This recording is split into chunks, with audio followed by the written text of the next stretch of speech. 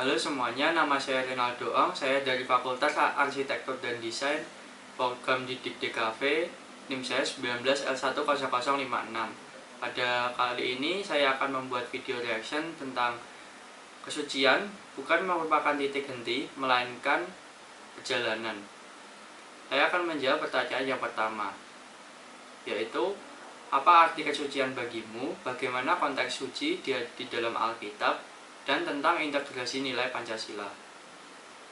Menurut saya, suci adalah sebuah kata yang mencerminkan sifat hati yang baik dan bersih, yang terdapat di dalam beribadah maupun menjalani kehidupan.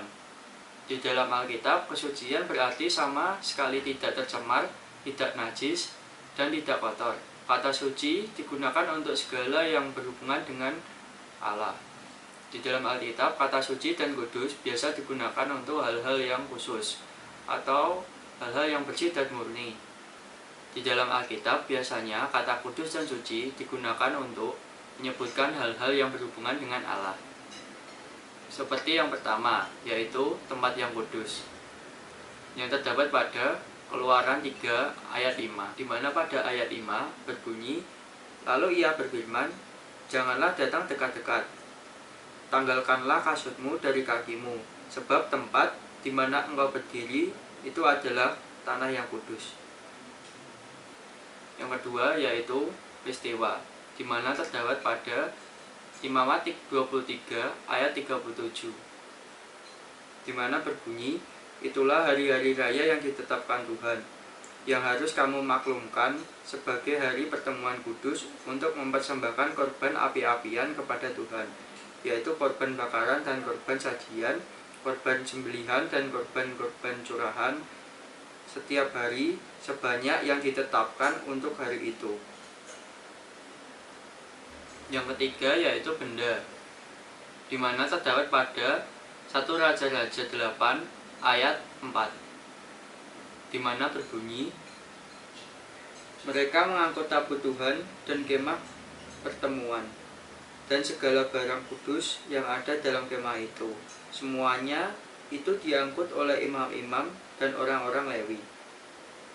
Selanjutnya yaitu tentang konteks suci dalam nilai Pancasila, di mana terdapat dalam sila yang pertama yang berbunyi ketuhanan yang Maha Esa.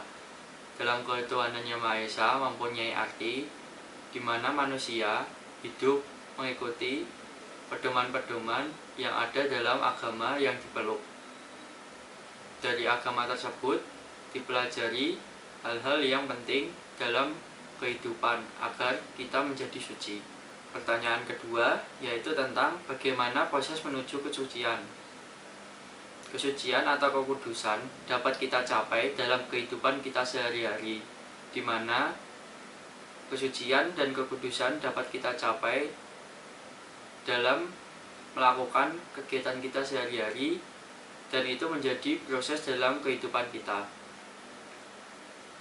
Hal ini terdapat dalam 1 Petrus 1 ayat 16, di mana berbunyi, sebab ada tertulis, kuduslah kamu sebab aku kudus.